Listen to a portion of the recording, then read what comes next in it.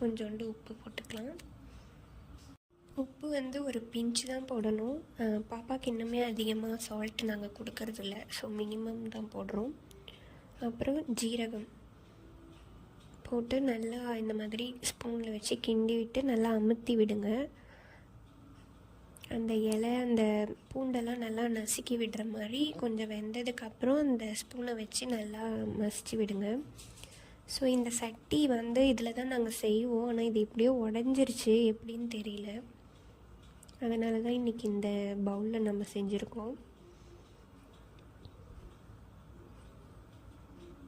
இந்த பாருங்க, கொஞ்சம் வெந்ததுக்கப்புறம் இந்த மாதிரி நல்லா நசுக்கி விட்டிங்கன்னா அதோட சாரெல்லாம் வந்து அந்த தண்ணியில் இறங்கிடும்.